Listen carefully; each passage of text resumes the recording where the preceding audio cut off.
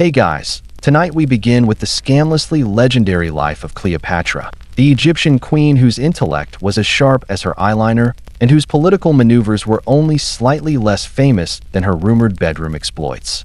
Picture this. You're standing in the opulent halls of ancient Alexandria, where the air shimmers with incense and ambition, where every marble column whispers secrets of power, and where one woman is about to rewrite the rules of an empire. The scent of frankincense mingles with the distant sound of waves crashing against the harbor, while golden light filters through silk curtains, casting dancing shadows across walls adorned with hieroglyphs that tell stories of gods and mortals. But here's the thing about Cleopatra that'll probably keep you awake longer than you planned tonight. She wasn't actually Egyptian. I know. Your mind is already spinning faster than a chariot wheel on cobblestones. So, before you get comfortable, take a moment to like the video and subscribe, but only if you genuinely enjoy what I do here.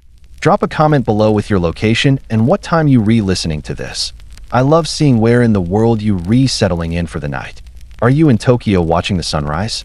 London with your afternoon tea? Or maybe you're in New York, trying to wind down after another chaotic day?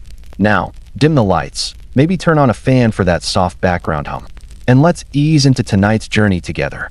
Let's begin with the Ptolemies, a royal family so committed to keeping the bloodline pure, they basically replaced a dating pool with a gene puddle. Cleopatra was born into this gloriously dysfunctional dynasty where marrying your brother wasn't just legal. It was practically a baby shower tradition. For nearly 3 centuries, these Macedonian Greeks had ruled Egypt like landlords who never bothered to learn the local language. Imagine that. Ruling a country for 300 years and not even knowing how to say hello to your subjects. It's like being a tourist guide who's never left the airport. Her father was Ptolemy XII, nicknamed Auletes, or the flute player, which historians still argue whether this was because he actually played music or because it was ancient Egypt's version of calling someone a complete joke. Either way, when Daddy Dearest died, Cleopatra did what every ambitious royal girl boss in a politically unstable, incest-friendly monarchy does. She married her younger brother, Ptolemy XIII. He was around 10 years old. Cleopatra was in her late teens. So yeah, not so much a marriage as it was a hostile corporate merger with a toddler. Naturally, this joint rule went downhill faster than a chariot with one wheel missing. When Cleopatra got a little too independent for everyone's liking, Ptolemy's regents decided she was no longer needed. The solution? Exile. Because nothing says healthy sibling relationship like being forcibly yeeted into the desert by your preteen husband-brother. But here's where Cleopatra proved she wasn't your average damsel in distress. While most people would have sat around sulking and writing angry letters to the gods, our girl had other plans. She got herself smuggled back into Alexandria by being rolled up in a carpet. Yes, an actual carpet. This wasn't just an entrance. It was a theatrical middle finger with fringe on top. Julius Caesar, who was conveniently in town for some light warfare and probably bored out of his mind, unrolled her like a birthday surprise and immediately decided she was worth backing. Not just because she was beautiful, though historians agree she definitely had that going for her, but because when you unroll a carpet expecting linens and instead find the rightful queen of Egypt looking at you with the confidence of someone who just pulled off the most audacious political stunt in ancient history, well, that's the kind of person you want on your team. The result? A civil war, several dramatic drownings that nobody investigated too closely, and Cleopatra's brother-husband conveniently vanishing into the Nile like a very wet accident that absolutely no one saw coming. Once she was back on the throne, Cleopatra married her next younger brother, Ptolemy XIV, because apparently she was working her way down the sibling ladder like some kind of royal bingo card.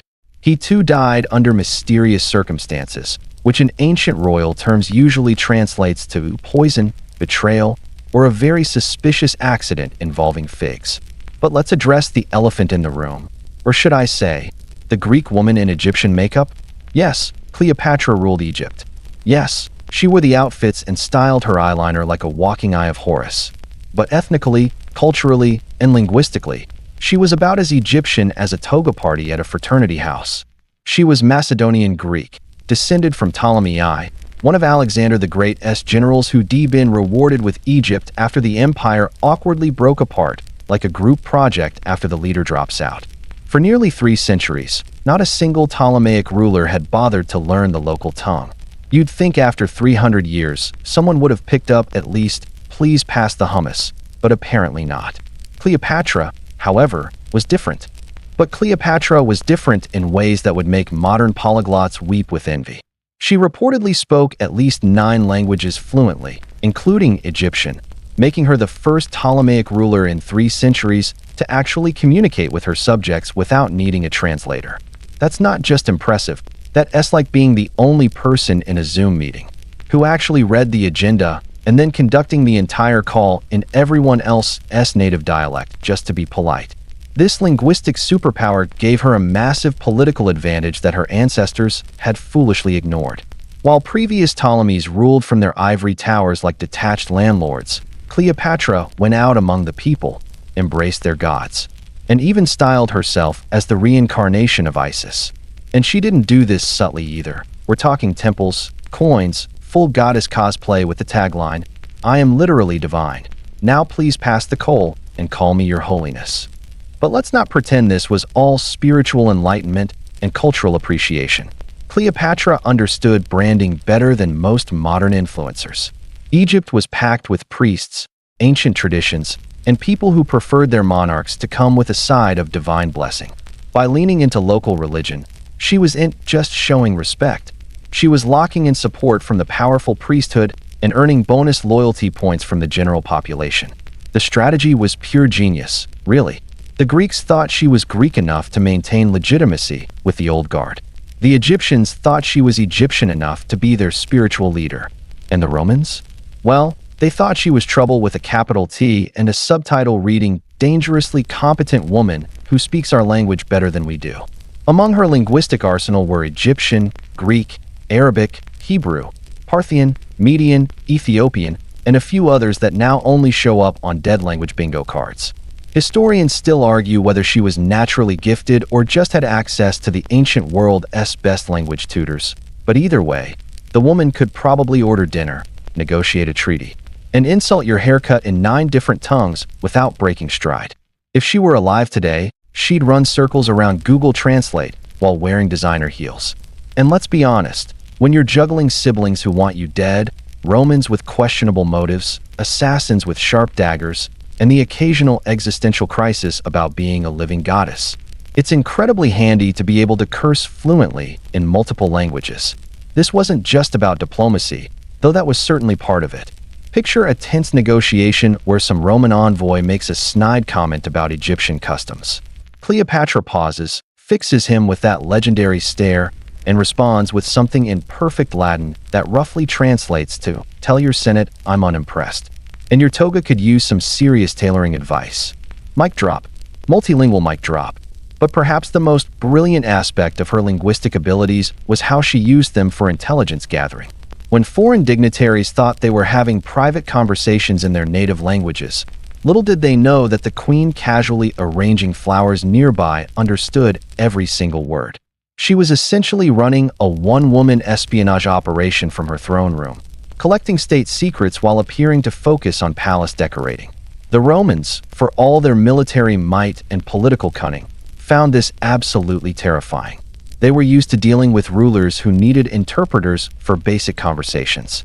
Suddenly, here was someone who could argue legal precedent in Latin, discuss philosophy in Greek, negotiate trade agreements in Arabic, and then switch to Egyptian to rally her own people, all in the same afternoon.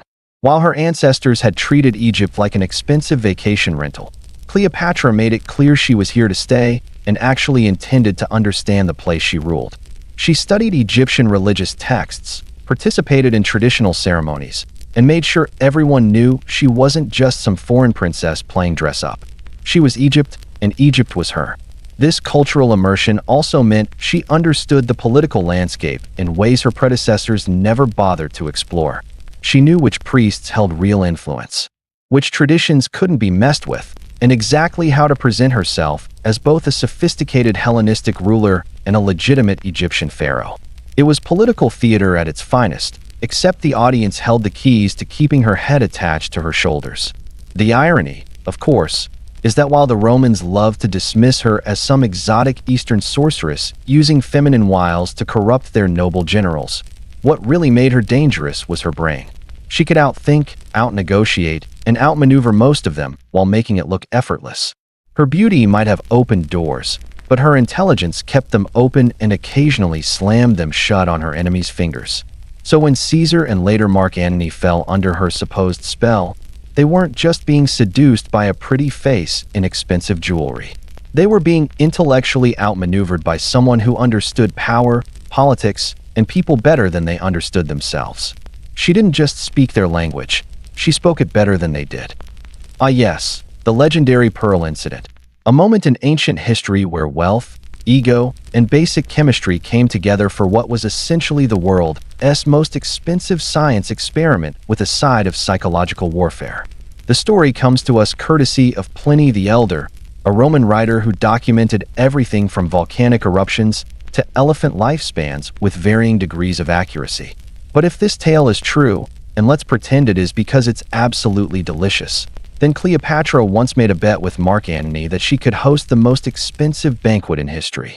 Mark Antony, the Roman general who could conquer armies but apparently couldn't resist a good wager, scoffed at her claim. This was a man who'd seen Roman excess at its peak: golden couches, peacock tongues, wine that cost more per bottle than most people earned in a lifetime. Surely this Egyptian queen, impressive though she might be, couldn't outdo Roman extravagance? Oh, sweet summer Antony, you have no idea what you're dealing with. Cleopatra calmly accepted the challenge with the kind of smile that should have immediately made Antony nervous. The next day, she presented what appeared to be a relatively simple meal. Nothing outrageous by royal standards, certainly nothing that would break any expense records. Antony raised an eyebrow, probably thinking he'd won the easiest bet of his military career. "This is your most expensive feast in history?" he likely asked, gesturing at what was basically an upscale dinner party. That's when Cleopatra produced one of her legendary pearl earrings, enormous, flawless, and worth approximately the gross domestic product of a small kingdom. Ancient sources describe these pearls as being so perfect and so massive that they were essentially priceless artifacts. She held it up to the light, letting everyone admire its lustrous beauty for just a moment, and then casually dropped it into a goblet of vinegar. Now, ancient vinegar wasn't your modern salad dressing. This stuff was strong enough to clean chariot wheels, strip paint, and apparently dissolve the calcium carbonate that makes up pearls. Historians still argue whether this reaction would actually work quickly enough to be dramatically effective. But the chemistry is sound. Acetic acid does indeed dissolve pearls, given enough time and concentration. With the patience of someone who clearly understood both showmanship and basic science, Cleopatra waited as the priceless pearls slowly dissolved in the acidic solution.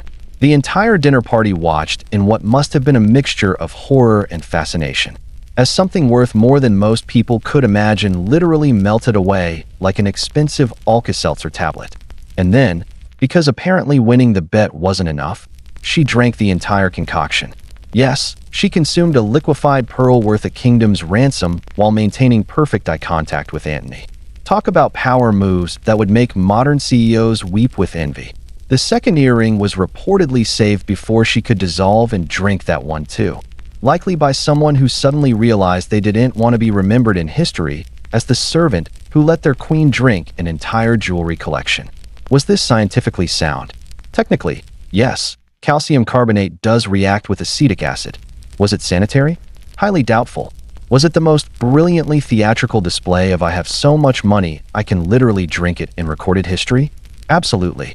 In one dramatic gesture, Cleopatra accomplished several things simultaneously. She won the bet, obviously, but more importantly, she sent a crystal-clear message about the nature of Egyptian wealth and her own relationship to material possessions. To her, priceless objects were essentially drink garnishes, interesting accessories that could be sacrificed for the right dramatic moment. This wasn't just about showing off, though it certainly achieved that goal. This was psychological warfare of the highest order. She was telling Antony, and by extension Rome itself, that Egypt's wealth was so vast, and her control so absolute that she could afford to literally consume treasures that Roman senators would kill for. It was a demonstration that money, for her, was just another tool to be used strategically. Poor Mark Antony lost more than just a bet that day. He lost any illusion that he understood the scale of what he was dealing with. This wasn't just another wealthy ruler trying to impress visiting dignitaries. This was someone operating on a completely different level of power and confidence. Someone who could make the impossible seem casual and turn destruction into art. The Pearl incident became legendary precisely because it captured something essential about Cleopatra's approach to everything. She didn't just have resources, she wielded them like weapons. She understood that sometimes the most effective way to demonstrate power is to show how little you care about the things others desperately want. So you think your skincare routine is high maintenance because you use a jade roller and 3 different serums? Cleopatra would laugh, then bathe in donkey milk and apply crushed beetle mascara before turning you into an expensive incense stick. Let us start with the infamous donkey milk baths that have become almost as legendary as the pearl drinking incident. Yes, you read that right. According to ancient sources, Cleopatra bathed in sour donkey milk regularly, and not just occasionally as some sort of ancient spa treatment. She allegedly kept hundreds of donkeys on standby just to keep the milk flowing for her daily beauty routine. Imagine being a royal donkey in ancient Egypt. You don't carry grain, you don't haul building materials for pyramids. You just lactate for the queen's bubble bath. What a resume that would be. But there was actual science behind this seemingly ridiculous luxury. Donkey milk contains lactic acid, which acts as a gentle chemical exfoliant, removing dead skin cells and leaving behind what ancient sources described as skin that glowed like polished marble. But Cleopatra's beauty arsenal didn't stop at questionable bath ingredients. Her cosmetic collection read like a medieval alchemist's fever dream mixed with a modern-day influencer's PR package. She used gold-infused face masks. Because apparently regular gold jewelry wasn't enough, she needed to wear it on her face too. Her famous kohl eyeliner was made from galena, a lead-based mineral that created that dramatic, smoky look we still associate with ancient Egyptian royalty, though it probably wasn't doing her nervous system any favors. Her lip color came from crushed carmine beetles and ants, because nothing says "kiss me" like insect-based makeup. Historians still argue whether these ingredients were chosen for their color properties or their supposed magical qualities. But either way, Cleopatra was literally putting bugs on her face and somehow making it work as a beauty statement. The perfumes were custom-made masterpieces that required their own international supply chains.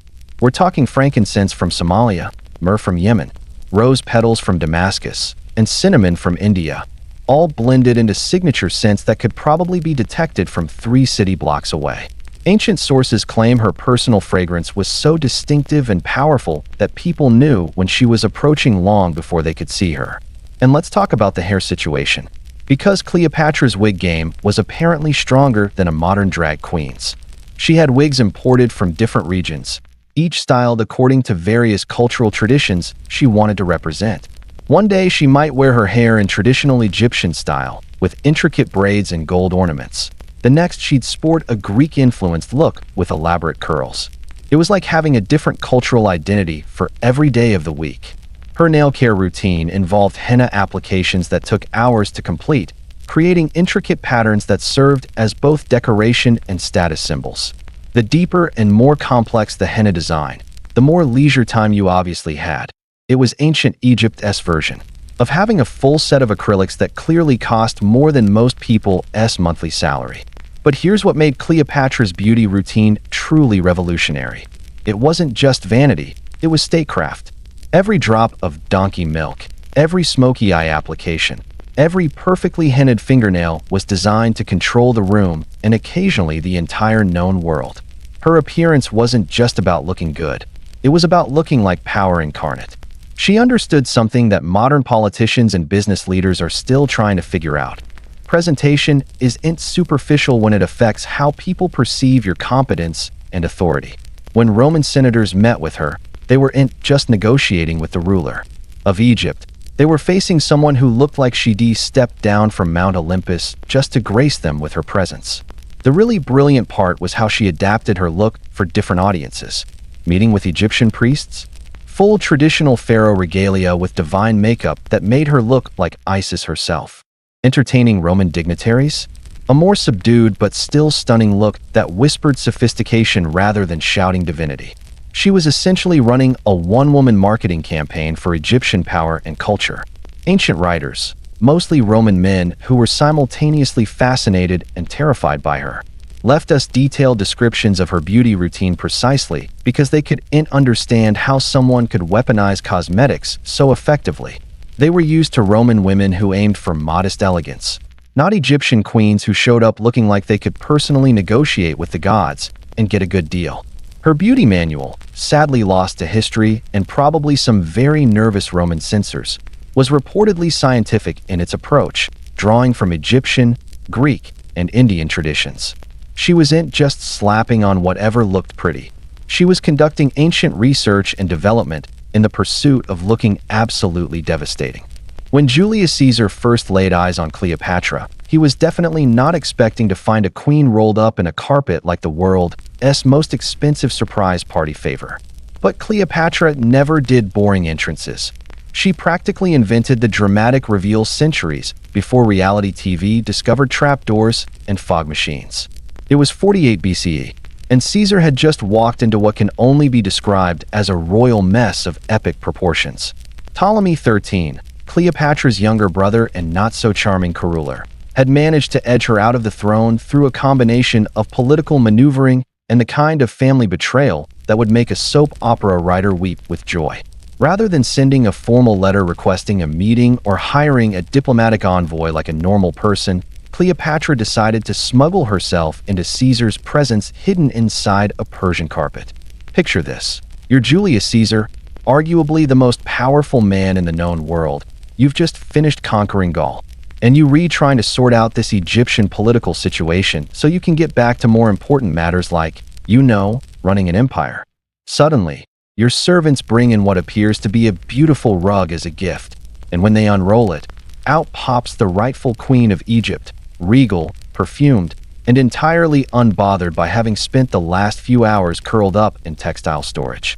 Caesar probably did what any seasoned Roman general would do in that situation. Blinked several times, tried not to look too impressed, and then promptly fell under her spell faster than a tourist falling for a pyramid scheme. And make no mistake, Cleopatra wasn't just seducing a man, she was recruiting an empire. The two struck up what historians diplomatically call a partnership that was equal parts romance and realpolitik. Cleopatra desperately needed Roman military muscle to stabilize her rule and get rid of her problematic brother-husband.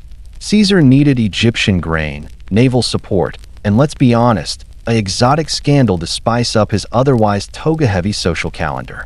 They sealed their alliance in the most Egyptian way possible, a private Nile cruise that was less romantic getaway and more floating political summit with premium catering. Cleopatra hosted Caesar on a barge so ornate it made Roman senators nervous just thinking about the tax implications. We're talking gold-plated everything. Musicians, elaborate feasts, and political plots being whispered over goblets of wine while actual crocodiles lounged ominously in the river nearby. It was essentially a soft coup disguised as a dinner date, complete with military escorts and enough luxury to make Roman aristocrats question their life choices. Historians still argue whether the romance was genuine or purely strategic. But honestly, when you're operating at that level of political chess, the distinction becomes somewhat academic.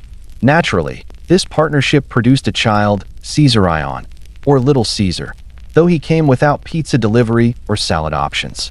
This created quite the international incident back in Rome, where Caesar was already married, and definitely not supposed to be fathering foreign heirs with mysterious Egyptian queens who may or may not have been descended from gods. But Caesar didn't seem particularly concerned about Roman social conventions. He even commissioned a golden statue of Cleopatra to be placed in a Roman temple, just to really drive home the point that he was completely smitten and didn't care who knew it. Nothing says subtle political alliance like deifying your girlfriend in public, right? The relationship gave Cleopatra exactly what she needed: legitimacy, military protection, and access to Roman power structures. For Caesar, it provided wealth, strategic positioning in the Eastern Mediterranean, and a partner who could match his political ambitions step for step. Plus, let's be real. After years of dealing with Roman politics and senators who couldn't find their way out of a forum with a map, spending time with someone who spoke 9 languages and could discuss philosophy, poetry, and military strategy was probably refreshing. Their affair didn't last forever. Caesar had that unfortunate encounter with multiple senators and some very sharp daggers in 44 BCE, but it was enough to reshape the power dynamics of the ancient world. Cleopatra had proven that she could play the Roman game and win, all while never setting down her wine goblet or compromising her Egyptian identity. The partnership also established a template that would serve her well in her next major Roman relationship. She'd learned how to present herself as both an exotic prize and an intellectual equal, how to use Egypt's resources as diplomatic leverage, and most importantly, how to make powerful Roman men believe that allying with her was their idea in the first place.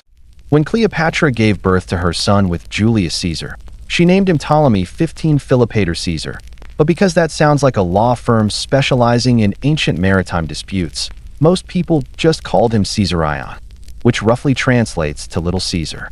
And no, there was absolutely no pizza involved, though there was definitely enough political drama to feed a small army for several months. Imagine being Caesarion for just a moment. Your mother is the most famous queen in the ancient world. Your father is literally Julius Caesar, and your entire existence is essentially a living, breathing political statement that could either secure your family's dynasty or get you very dramatically murdered. That's a lot of pressure for someone who probably just wanted to play with toy chariots and throw grapes at palace servants like any normal royal child. From the moment he drew his first breath, Caesarion was branded as the son of gods. And this wasn't just poetic exaggeration or proud parent syndrome. Cleopatra was actively promoting herself as the reincarnation of Isis, while Caesar was already being worshipped like a deity in various parts of the Roman world. So yes, according to the official palace marketing department, Caesarion was literally divine by birth. Try explaining that at ancient career day. Cleopatra wasn't subtle about pushing his legitimacy either. She made him her official co-ruler while he was still young enough to need help reaching the throne, officially titling him King of Kings, despite the fact that he was barely old enough to hold a scepter without using it as a very expensive teething toy. Meanwhile, back in Rome, the political situation was becoming more complicated than a Ptolemaic family tree. Caesar had never formally acknowledged Caesarion as his biological son, possibly because admitting you had fathered a royal Egyptian heir while running a republic full of increasingly paranoid senators wasn't exactly a career-enhancing move. Historians still argue whether Caesar was being politically cautious or genuinely uncertain about paternity, but either way, it didn't help him avoid those famous Ides of March daggers. After Caesar's assassination in 44 BCE, Caesarion's claim to fame became simultaneously more impressive and infinitely more dangerous. He was now potentially the son of a martyred dictator, which could either make him a valuable political asset or a target for elimination, sometimes both on the same day, depending on who was asking. As Caesarion grew up, Cleopatra essentially turned him into a walking advertisement for a combined Roman-Egyptian empire. She minted coins featuring both their faces, dressed him in full royal regalia for public appearances, and introduced him to foreign dignitaries as the legitimate heir of Julius Caesar.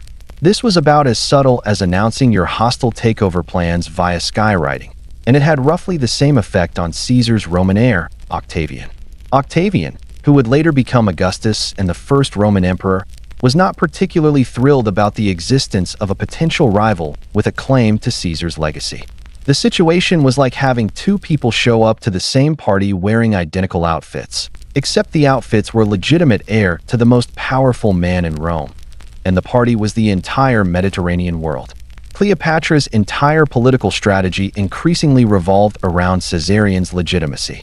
If she could establish him as Caesar's true successor, she could potentially create a dynasty that bridged Roman power and Egyptian wealth. It was an audacious plan that required convincing Romans to accept an Egyptian pharaoh as their leader, heir, essentially asking them to embrace everything they traditionally opposed about Eastern monarchy. The boy himself probably had mixed feelings about being the centerpiece of his mother's imperial ambitions. On one hand, unlimited palace privileges and the best education money could buy. On the other hand, constantly being paraded around as living proof of various political theories, while knowing that half the Roman world would prefer you didn't exist. It's the kind of childhood that either builds incredible character or requires extensive therapy, Possibly both. Cleopatra's investment in Caesarion's royal image was also her biggest gamble. She was betting everything on the idea that Roman power and Egyptian tradition could be successfully merged under her son's eventual rule. It was either going to be the greatest political masterstroke in ancient history, or a spectacular miscalculation that would end with both of them decorating Octavian's triumph parade in chains. If Cleopatra had an Instagram account, her yacht photos would have absolutely shattered the algorithm and probably caused the ancient equivalent of server crashes. This was not a woman who did anything halfway, especially when it came to nautical aesthetics. While Roman generals were sailing around in what essentially amounted to oversized military bathtubs that prioritized function over form, Cleopatra was floating down the Nile like a living myth wrapped in silk and gold. Let us talk about that legendary barge she used to meet Mark Antony in Tarsus, the one that basically broke ancient Twitter before Twitter existed. According to sources who were clearly struggling to find adequate vocabulary for what they'd witnessed, this wasn't just a boat. It was a floating palace that seemed to defy both physics and good financial sense. The sails were dyed purple, which in the ancient world was essentially the color equivalent of wearing a neon sign that read "I'm richer than your entire extended family and their pets." Purple dye came from murex shells and cost so much that only royalty could afford it, making Cleopatra's purple sails the ancient equivalent of wrapping your car in $100 bills just because you can. The oars were silver-plated and moved in rhythm to live music, creating what must have been the world's first synchronized rowing performance. Imagine being a local fisherman and seeing this glittering, musical ship approaching. You'd probably assume the gods had gotten into event planning and decided to throw themselves a parade. But the real showstopper was Cleopatra herself, positioned on deck like she was both the entertainment and the main attraction. She was dressed as Isis, lounging under a canopy of gold cloth while perfume wafted across the water so heavily that people could probably smell her approach before they could see the mast. The Nile itself probably blushed from the sheer audacity of it all. Musicians played, incense burned in elaborate censers, and the entire production moved down the river like a floating advertisement for Egyptian superiority. This wasn't just transportation. This was performance art meets political propaganda meets the ancient world's most expensive flex. Mark Antony, meanwhile, was standing on the docks looking like he'd shown up to a black tie event wearing flip-flops and a t-shirt. Here was a Roman general who'd conquered nations and commanded legions, suddenly feeling underdressed because he hadn't thought to bring an orchestra and a fog machine to their diplomatic meeting. Historians still argue whether Cleopatra's entrance was inspired by genuine religious devotion or pure theatrical calculation. But honestly, at that level of spectacle, the distinction becomes somewhat irrelevant. She was simultaneously presenting herself as a goddess, a queen, and a woman worth abandoning Roman politics for, all while maintaining perfect makeup in what must have been considerable humidity. The psychological impact was immediate and devastating. Cleopatra had essentially announced that while Romans might have military power, Egyptians had style, sophistication, and enough disposable income to turn a simple boat ride into a sensory experience that would be remembered for millennia.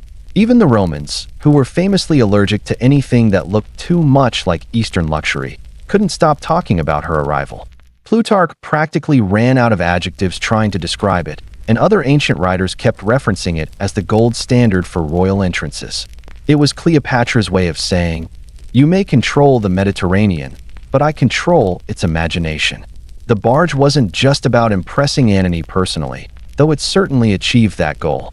It was a calculated demonstration that Egypt remained a force to be reckoned with, that Cleopatra could command resources and loyalty that made Roman wealth look pedestrian by comparison. She was essentially staging a one-woman foreign policy initiative using perfume, precious metals, and perfectly timed musical accompaniment. And let's give credit where it's due. The strategy worked flawlessly. Antony went from Roman war hero to Cleopatra's part-time Egyptian prince faster than you could say diplomatic immunity.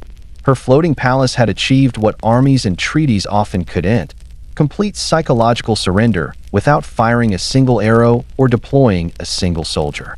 The lesson was clear. Sometimes the most effective way to conquer someone is to overwhelm them with beauty, luxury, and the kind of sensory experience that makes their previous life seem gray and boring by comparison. Cleopatra had weaponized wonder itself. If Cleopatra had a particular type when it came to Roman men, it was apparently powerful, politically ambitious, and blessed with the decision-making skills of a slightly tipsy centaur. After Julius Caesar made his dramatic exit from the world stage in a flurry of senatorial daggers and theatrical Latin declarations, Cleopatra found herself politically exposed and in desperate need of another Roman alliance. Enter Mark Antony, who was basically everything Caesar was, but with more drinking and less impulse control. Antony wasn't exactly what you'd call a subtle man. Ancient sources suggest he once tried to outdrink a mountain, and may have succeeded, while his approach to fashion involved togas that were apparently cut aggressively short by Roman standards. But he was undeniably powerful, popular with his troops, and clearly susceptible to dramatic women who arrived by boat with full orchestral accompaniment. When Cleopatra invited him to Alexandria, Antony probably expected standard diplomatic meetings with the usual mixture of boring negotiations and ceremonial wine tasting. Instead, he got the full Egyptian experience, luxury that made Roman palaces look like budget motels, entertainment that redefined the concept of dinner and a show, and a queen who had perfected the art of making powerful men feel like they'd been living in black and white until she introduced them to color. From there, things escalated with the kind of speed that would make modern relationship counselors very nervous. Cleopatra gave Antony twin children, Alexander Helios and Cleopatra Selene, names that sound like they belong to either future world conquerors or very expensive perfumes. Antony, not to be outdone in the grand gesture department, essentially gave her the eastern half of the Roman Empire as a thank you gift. You know, typical couple stuff. But this romantic generosity created some rather significant political problems back in Rome, where senators were already clutching their togas in horror. Antony was supposed to be married to Octavia, who happened to be the sister of Octavian. Yes, the same Octavian who was already deeply suspicious of anything involving Cleopatra and claims to Caesar's legacy. Abandoning your Roman wife for an Egyptian queen was less passionate romance and more international incident with olive oil on top. The two lovers didn't just whisper sweet nothings to each other either. They founded what they called the Society of Inimitable Livers, which sounds like either a very exclusive medical condition or the ancient world's most expensive drinking club. Members apparently wore elaborate costumes, hosted increasingly outrageous feasts, and tried to outdo each other in ridiculous luxury stunts. Remember that pearl-dissolving incident? This was basically the club that made such behavior seem reasonable. Their relationship reached peak drama when Antony made a declaration that should have come with warning labels and possibly a hazmat team. He officially recognized Caesarion as Julius Caesar's legitimate heir and named him joint ruler of Egypt alongside Cleopatra. This was essentially writing Octavian's political obituary in glittery ink while dancing on his aspirations. Historians still argue whether Antony was making a calculated political move or simply so besotted with Cleopatra that he lost all sense of Roman propriety. But either way, Octavian responded about as well as you'd expect. He accused Antony of being enslaved by an Eastern temptress, because apparently Roman men were never responsible for their own questionable decisions. It was always some woman's fault for having excellent eyeliner and persuasive arguments. What followed was a slow, inevitable march towards civil war, with both sides accumulating allies, accusations, and increasingly dramatic public statements. Cleopatra and Antony continued ruling like gods, partying like rock stars, and making political decisions like people who'd forgotten that their enemies had armies and long memories. But until the very end, they maintained their roles as the ancient world's ultimate power couple, the pair who proved that love, luxury, and political ambition could create either the greatest partnership in history or the most spectacular disaster, depending on your perspective and whether you happen to be Octavian. Their relationship became the template for every love versus empire story that followed. The reminder that even the most powerful people in the world are still subject to human emotions, political miscalculations, and the occasional tendency to make life-altering decisions while under the influence of Egyptian wine and exceptional company. Before there were celebrity perfumes clogging duty-free shelves and making airport shopping a fragrant nightmare, there was Cleopatra, ancient Egypt's original scent influencer who didn't just slap her name on a bottle and call it a day. Unlike today's pop stars who claim their fragrance captures their essence, while clearly having never smelled the actual product, Cleopatra built what was essentially a perfume empire that made her political. Alliances smell better and her enemies considerably more nervous. Let's start with her legendary perfume factory at En-Gedi, near the Dead Sea, where Cleopatra either owned outright or heavily invested in what archaeologists have discovered was a sophisticated fragrance production facility. This wasn't some quaint cottage industry. We're talking industrial-scale perfume manufacturing with distillation equipment, storage facilities, and supply chains that stretched across the known world. The complex specialized in creating exotic fragrances from ingredients that had to be imported, negotiated for, or occasionally fought over. Think frankincense from the Horn of Africa, myrrh from Yemen, cinnamon from India, and rose petals from Damascus. Basically, if it grew somewhere dangerous and expensive to reach, Cleopatra wanted it in her signature scent. Her personal favorite was the legendary Mendesian perfume, a cinnamon-heavy blend that reportedly took months to properly age and probably cost enough to fund a small military campaign. Ancient sources describe it as so intoxicating that Roman senators would literally weak in the knees when she walked by, though whether this was due to the perfume's actual properties or just the psychological effect of smelling money and power is still debated by historians. But Cleopatra wasn't content to simply smell amazing. She weaponized fragrance like a general deploys cavalry. Remember that famous barge meeting with Mark Antony? She had the sails soaked in perfume so that her approach could be detected miles away. The Nile itself probably developed a fragrance complex after that encounter, suddenly feeling inadequate about its natural river smell. This wasn't just about personal luxury either. In ancient Egypt, perfume carried serious religious and political significance. Fragrance was considered a divine attribute.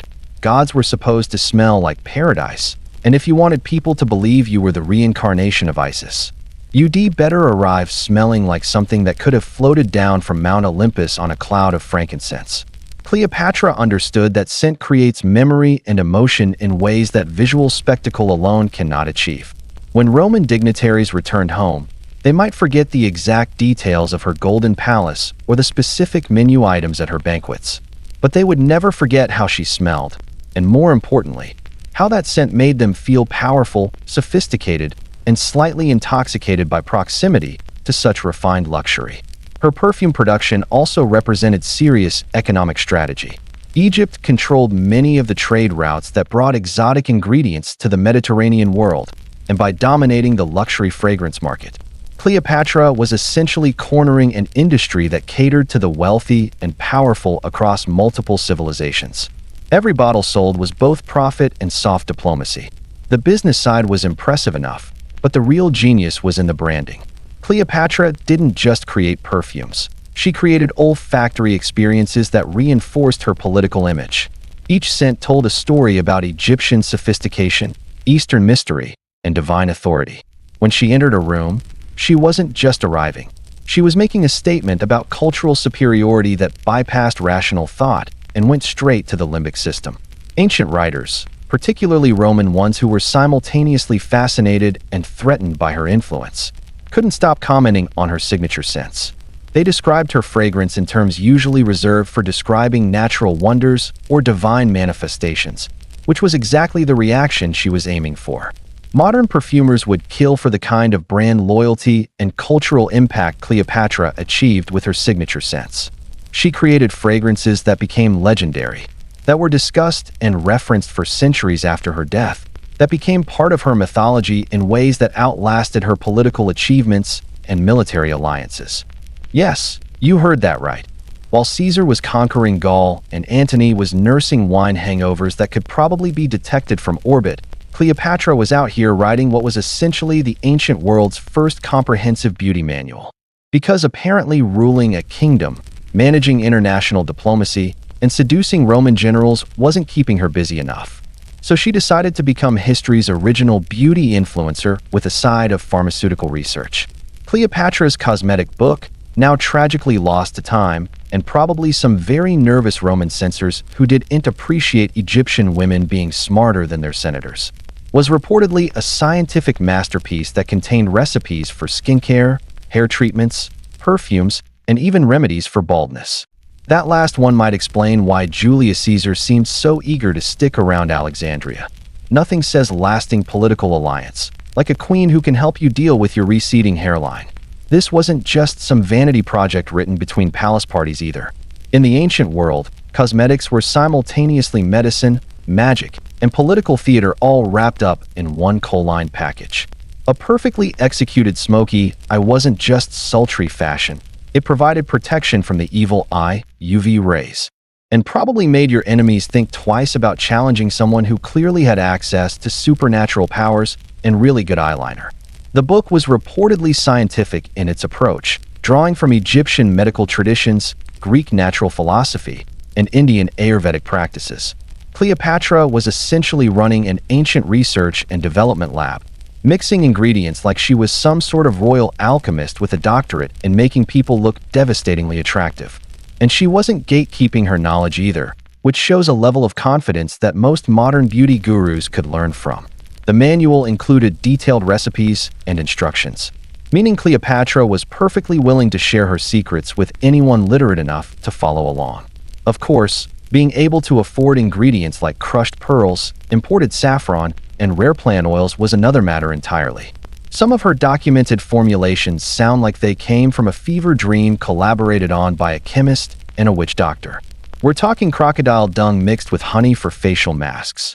Yes, you read that correctly. Crocodile excrement was apparently a key ingredient in ancient Egyptian skincare. She also used burnt almond paste, animal fats, and powdered lead for various cosmetic applications, because beauty standards in 40 BCE were apparently both more adventurous and significantly more dangerous than today's. The book also delved into aphrodisiacs and love potions, because Cleopatra understood that true beauty wasn't just about appearance. It was about creating an entire sensory and emotional experience. She included recipes featuring pomegranate seeds, honey, and various herbs that were supposed to enhance attractiveness and romantic appeal. Modern dating apps have nothing on ancient Egyptian seduction science. Historians still argue whether some of these formulations actually worked or were simply effective placebos, but Roman authors like Galen and Pliny the Elder referenced her cosmetic innovations for generations after her death. You know UVE made an impact when your beauty tips are still being discussed in medical texts centuries later. The book represented something revolutionary for its time. A systematic, scientific approach to beauty and health written by someone who had both the resources to experiment extensively and the political motivation to perfect the art of commanding attention. Cleopatra wasn't just trying to look good. She was engineering her appearance as carefully as any military campaign. What made her approach particularly brilliant was how she combined practical effectiveness with psychological impact. Her cosmetic techniques didn't just enhance her natural features. They created an aura of divine authority and exotic sophistication that reinforced her political image. Every application of kohl, every fragrant oil, every perfectly tinted lip was part of a comprehensive strategy to maintain power through the careful cultivation of mystique. The loss of this manual represents one of history's great tragedies for beauty enthusiasts and historians alike. Somewhere in the ashes of Alexandria's great library, Cleopatra's ancient beauty secrets still linger, probably smelling faintly of rose water, frankincense, and the kind of ambition that could make empires fall in love. Ancient royalty, where the phrase human trials didn't come with medical oversight committees or informed consent forms, just a suspicious tray of questionable delicacies and a casual shrug from the palace guards. Cleopatra, ever the meticulous planner and occasionally death-curious scientist, allegedly conducted what we might generously call toxicology research on actual prisoners. Because apparently running a kingdom and perfecting the art of seduction wasn't providing enough intellectual stimulation for her active mind. Let that sink in for a moment while you sip your evening tea.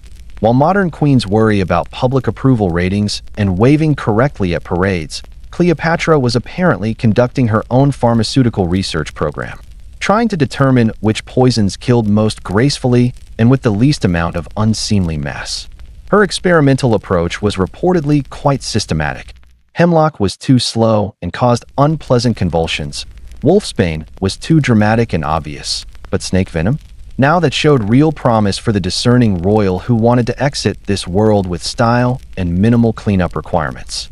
According to Roman sources, and yes, we should take these with several grains of salt since Romans loved a good scandal involving powerful foreign women, Cleopatra ordered prisoners to be given various toxic substances while she carefully observed and documented the effects.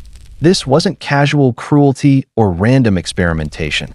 This was methodical research with a very specific goal in mind. The queen was essentially conducting ancient clinical trials to determine the most aesthetically pleasing and painless method of death. Because if there's one thing worse than dying, it's doing so messily in front of your political enemies who will definitely use your undignified final moments as propaganda material for centuries to come. Some substances caused violent convulsions and disfigurement, clearly unacceptable for someone who spent years perfecting the art of looking divine even while sleeping. Others worked too slowly, giving enemies time to intervene or, worse, allowing for last-minute rescue attempts that would ruin the dramatic timing of a perfectly planned exit. One poison reportedly made a test subject laugh uncontrollably before death, which probably created some very confusing paperwork for the palace record keepers. Cleopatra took detailed notes throughout these experiments, approaching the research with the same systematic attention she brought to perfume formulation and diplomatic negotiations. This wasn't just morbid curiosity. She was a practical woman planning for multiple contingencies, including the very real possibility that she might someday need an elegant way to avoid capture by Roman forces. Historians still argue whether these stories were exaggerated by Roman chroniclers who had their own political motivations for portraying Cleopatra as both brilliant and terrifying. The Romans had a tendency to turn complex, intelligent women into cautionary tales, especially when those women had successfully outmaneuvered Roman men in political and military situations. But given Cleopatra's documented scientific curiosity, her access to the ancient world's most comprehensive medical and botanical knowledge, and her very real need to stay several moves ahead of her enemies, conducting systematic poison research isn't entirely out of character for someone who approached every aspect of her life with methodical intelligence. Poison, like perfume and cosmetics, represented another tool in Cleopatra's extensive arsenal of power. Whether for eliminating rivals, ensuring loyal servants could avoid torture if captured, or guaranteeing her own dignified exit if circumstances demanded it, having detailed knowledge of various toxic substances was just good strategic planning for someone operating at her level of political complexity. So while other monarchs were taste-testing wines for flavor notes and bouquet, Cleopatra was testing belladonna for speed and aesthetic appeal. She wanted options, backup plans, and the kind of detailed information that would allow her to maintain control even in the face of ultimate defeat. Because if you're going to leave this world, you might as well do it on your own terms, with perfect timing, and preferably while still looking absolutely magnificent. Ah yes, the grand finale. The image that launched 1,000 Renaissance paintings and just as many Cleopatra-themed Halloween costumes that somehow always involve more sequins than historically accurate Egyptian clothing. Picture the Queen of Egypt reclining dramatically on a silken couch, gracefully pressing an ASP to her breast in a scene that's been immortalized in art, opera, and probably several unfortunate amateur theater productions.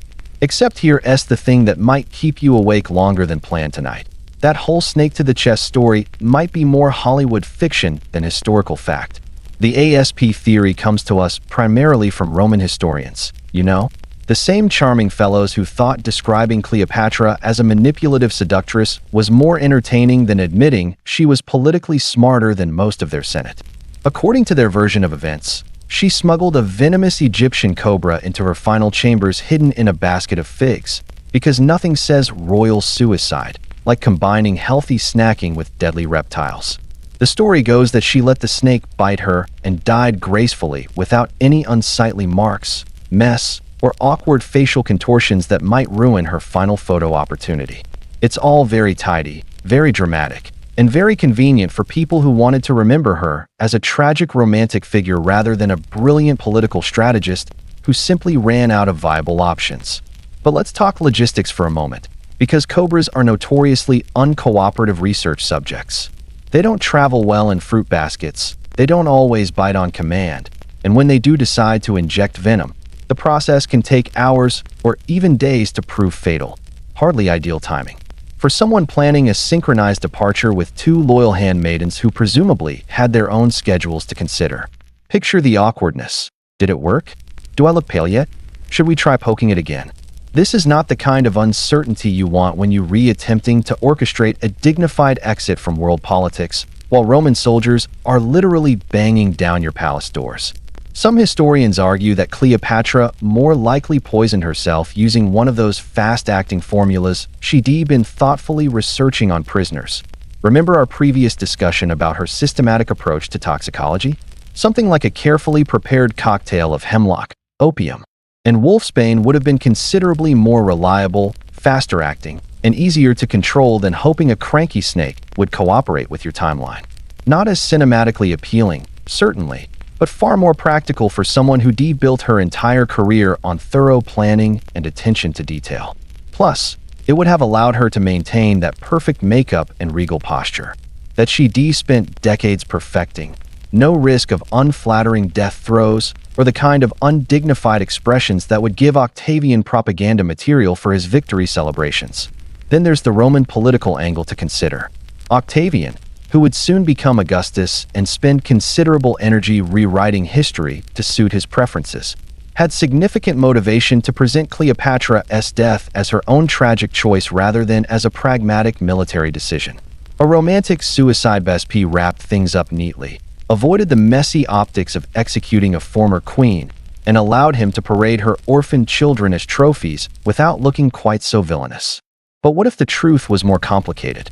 What if she was quietly assassinated, slipped something during her final meal, or helped along by one of Octavianus' agents who needed to ensure she could become a martyred symbol of resistance? We'll never know for certain, because history is written by the victors, and Octavian definitely qualified as the ultimate victor in this particular political drama. The snake story became legendary precisely because it captured something essential about how people wanted to remember Cleopatra: beautiful, dramatic, and ultimately defeated by her own passion rather than by superior Roman military strategy. It is a more palatable narrative than admitting that one of history's most brilliant political minds was simply outmaneuvered by someone with more soldiers and fewer scruples. If history books were written like movie reviews, Cleopatra's posthumous ratings would be all over the place. Everything from brilliant political mastermind to dangerous foreign seductress, depending on which critic you happen to ask, and whether they'd been personally conquered by Roman armies. After her death, Octavian, soon to become Augustus and professional grudge holder, faced a rather delicate public relations problem. How do you spin the death of someone who'd been both your greatest political threat and arguably the most fascinating person in the ancient world? Octavian's solution was essentially the ancient equivalent of a smear campaign conducted entirely in marble and Latin inscriptions. In his carefully curated version of events, Cleopatra wasn't a scholar, military strategist, or multilingual diplomat who'd successfully governed Egypt for nearly 2 decades. No, she was reduced to nothing more than a manipulative temptress who used supernatural feminine powers to corrupt good Roman men, because clearly no self-respecting Roman general could be attracted to intelligence, wit, and political competence. It had to be sorcery. Mark Antony, in this revised narrative, became just another hapless victim under her foreign spell, rather than an experienced politician who'd made calculated decisions about where his interests lay. The Romans seemed genuinely unable to process the idea that their own men might voluntarily choose Egyptian luxury and sophistication over Roman austerity and endless Senate meetings about aqueduct maintenance. It's honestly impressive how thoroughly Rome attempted to erase or distort her legacy. Her children were marched through the streets of Rome in golden chains during Octavian's triumph parade. Yes, actual children being used as political theater. Her extensive writings, including that legendary cosmetics manual we discussed earlier, mysteriously vanished from history, probably helped along by some very nervous Roman censors who didn't appreciate foreign queens being more scientifically advanced than their own scholars. Temples dedicated to her were systematically repurposed or demolished. Statues were toppled and melted down, and papyrus scrolls containing her correspondence were fed to convenient fires that seemed to break out whenever anyone tried to preserve Egyptian royal records. It was historical revisionism on an industrial scale, designed to reduce one of the ancient world's most complex political figures to a cautionary tale about the dangers of trusting exotic women with good eyeliner. And yet, despite Rome's best efforts to delete her from the historical record, Cleopatra absolutely refused to disappear. She survived in whispers, in artwork, in the oddly detailed complaints of Roman historians who couldn't stop writing about her even while trying to diminish her accomplishments. Plutarch, Cassius Dio, and Suetonius all had strong opinions about her. Wildly biased opinions, of course, but their attempts to discredit her accidentally preserved fragments of her brilliance for posterity. It's like trying to cancel someone and inadvertently boosting their album sales across multiple continents. The more Roman writers insisted she was just a seductive manipulator, the more obvious it became that she'd been something far more threatening. A woman who outmaneuvered the Roman Empire's best political minds while making it look effortless. The irony is absolutely delicious when you think about it. In attempting to bury Cleopatra under layers of scandal and mythology, Rome accidentally ensured she'd be remembered forever. You don't spend centuries trying to erase someone unless they posed a genuine threat to your entire worldview. And Cleopatra had definitely qualified as exactly that kind of existential challenge. She became the template for every femme fatale, every seductive queen, every woman who gets blamed for a man's political downfall while wearing historically inaccurate amounts of jewelry. Her story was twisted into a morality tale about the dangers of foreign influence and feminine ambition. But it was also accidentally preserved as evidence of what happens when intelligence, resources, and political skill converge in someone who refuses to accept the limitations other people try to impose. Rome buried Cleopatra under propaganda and patriarchal revisionism, but they also inadvertently created a legend that would outlast their empire by more than a millennium. She became immortal not despite their efforts to erase her, but because of them. When Cleopatra died, whether by snake bite, poison, or mysteriously convenient Roman intervention, she didn't just leave behind a crumbling empire and a very confused Octavian wondering what to do with all her exotic pets. She left behind a legacy that somehow managed to evolve, transform, and reinvent itself through 2 millennia of human imagination. Like the ultimate shape-shifting mythology that refuses to stay dead no matter how many times historians try to bury it under facts. History promptly forgot half the actual facts about her life, twisted the remaining details beyond recognition, and filled in all the gaps with whatever each era needed her to represent: drama, romance, danger, or sometimes just an excuse to design really elaborate costumes involving significantly more gold lame than any ancient Egyptian would have recognized. Over the centuries, Cleopatra became a historical chameleon, adapting to whatever role each generation wanted her to play. To Roman writers, she remained the dangerous seductress, the foreign temptress who'd made respectable Roman men temporarily forget about proper toga maintenance and Senate attendance. Medieval texts transformed her into a cautionary tale about female power, turning her into the archetypal femme fatale before that term had even been invented by French writers with too much time and not enough actual women to worry about. The Renaissance absolutely loved her as a tragic romantic heroine, because nothing appealed to Renaissance sensibilities quite like a well-educated monarch who died beautifully while wearing expensive jewelry. Artists competed to paint increasingly dramatic death scenes, each one featuring more flowing fabric and classical architecture than the last, as if Cleopatra had expired in a furniture showroom rather than a besieged palace. Then Shakespeare arrived and decided she needed even more emotional complexity, so he gave her sweeping monologues, epic betrayals, and a flair for melodramatic exits that would have made the real Cleopatra either proud or slightly embarrassed, depending on how much wine she'd had that particular evening.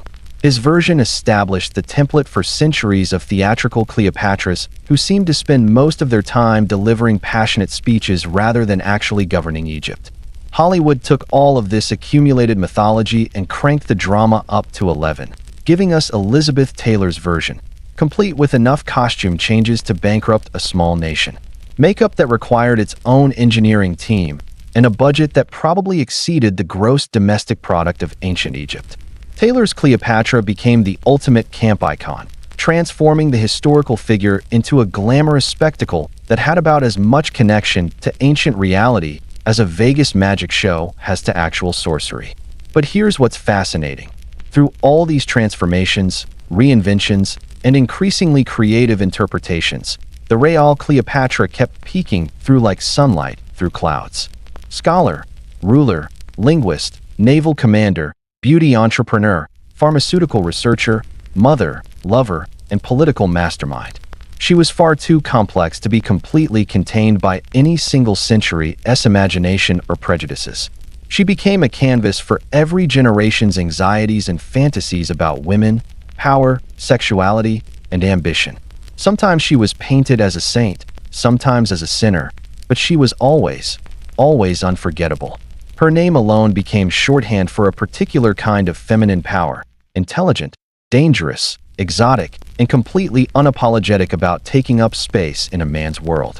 Each era's version of Cleopatra revealed more about the people doing the interpreting than about the historical woman herself. When societies feared female power, she became a cautionary tale. When they romanticized the past, she became a tragic heroine. When they celebrated individual achievement, she became an inspirational figure. She was simultaneously everything and nothing that people wanted her to be. Perhaps that's exactly what she would have wanted, to remain alive in human imagination. Long after the political circumstances that defined her lifetime had crumbled into archaeological curiosities. She'd understood the power of image, after all, and what could be more powerful than becoming an eternal symbol that refuses to be definitively pinned down or completely explained. And perhaps that's the most fitting legacy for someone who spent her entire life defying simple categorization. Cleopatra isn't just a historical figure trapped in dusty textbooks between chapters about aqueduct engineering and Roman taxation policies. She's become a mirror, reflecting how each generation views women, leadership, intelligence, and the eternally complicated relationship between personal ambition and political power. How we see her reveals more about our own assumptions and anxieties than it does about ancient Egypt. When we emphasize her romantic relationships, we're often unconsciously diminishing her political achievements.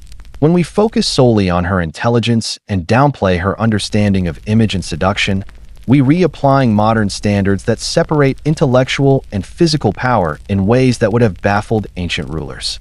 She survived 2,000 years of being simplified, romanticized, demonized, and occasionally turned into a Broadway musical, yet she remains fundamentally mysterious and compelling. Every documentary, novel, and Hollywood adaptation claims to reveal the real Cleopatra, but the truth is probably more interesting than any single interpretation could capture. The woman who dissolved pearls in vinegar while conducting international diplomacy, who wrote scientific manuals between military campaigns, who spoke 9 languages and used perfume as a political weapon. She was operating on a level of complexity that doesn't translate neatly into modern categories or ancient stereotypes. Maybe that's why she continues to fascinate us across cultures and centuries. In a world that constantly tries to reduce people to simple narratives, hero or villain, victim or victor, beauty or brains, Cleopatra refuses to cooperate with our need for easy answers. She was brilliant and ruthless, romantic and calculating, deeply Egyptian and thoroughly Greek, ancient and startlingly modern. Her story reminds us that the most interesting people in history are usually the ones who can't be easily explained or quickly summarized, the ones who lived with such intensity and complexity that they leave behind more questions than answers. She built an empire of the imagination that has outlasted the Roman Empire, the Byzantine Empire, and every other political structure that tried to contain or define her.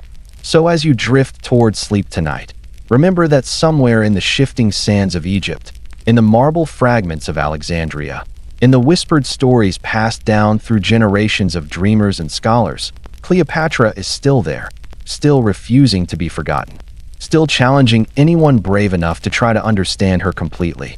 She remains what she always was, not just a queen, but a question mark against the sky, a reminder that some people are too large for history to hold, too complex for any single story to contain.